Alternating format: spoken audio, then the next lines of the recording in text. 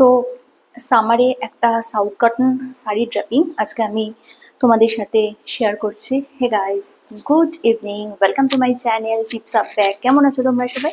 আশা করছি সবাই ভালো আছো। আর গরমে যতটা সুস্থ থাকা যায় ঠিক ততটাই সুস্থ আমি আছি।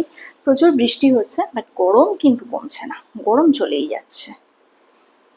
কিউ ऐसा क्यों हो रहा है?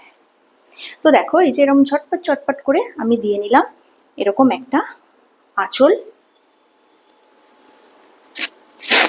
এই শাড়িটা কটন হলেও এটা কিন্তু পরতে আমার বেশ সুবিধে হয়।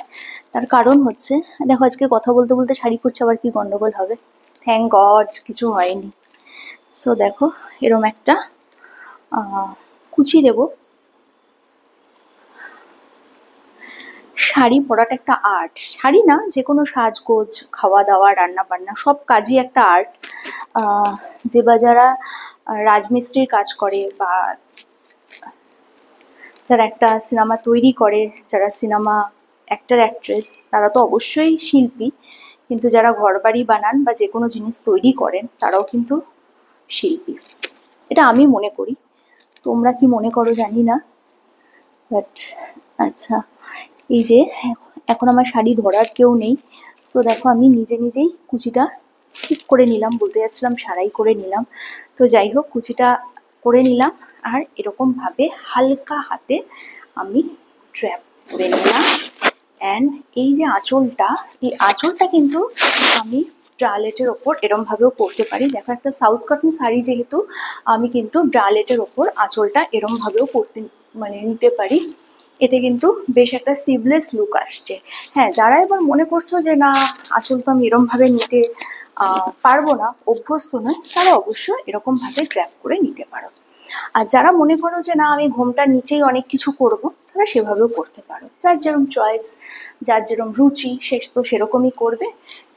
কেউ খোলামেলা পোশাক পরেও ভালো, আবার কেউ ঘোমটার নিচেও নাচানাচি করে। তো যাই হোক, এই যে পরে নিলাম শাড়িটা, কেমন লাগছে সেটা বলো। একটা কটন শাড়ি কিন্তু সুন্দরভাবে পরলে এটা কিন্তু কি বলবো, অনেকটাই বেশি গ্ল্যামার বেড়ে যায়।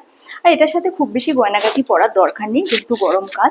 তবে আমি প্রেফার করব শাড়িটার আঁচলটাকে একটু যদি ডিফারেন্ট ওয়েতে না নিই তাহলে তো আবার আমার ভালো লাগে না।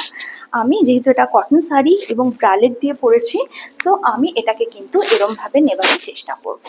জাস্ট আমি এরকমভাবে নেবার চেষ্টা করব। একটা কটন শাড়ি একটা ব্লু ব্রালেট দিয়ে কিভাবে পরা যায় সেটা কিন্তু এরমভাবে নিতে পারি, আর কোমরে একটা কোমর বিছে পরতে পারি, ভালো লাগবে। কিন্তু যেহেতু গরম, আমি ওটাকে একটু অ্যাভয়েড করলাম। কোনো গয়নাগাটিও পরিনি, জাস্ট কানে একটা হোয়াইট কালারের ঝোলানো দুল পরে নিয়েছি। এবং দেখো, এই যে আমি পরেছি, এটা হচ্ছে আমার ফাইনাল লুক। কেমন লাগছে অবশ্যই জানাবে।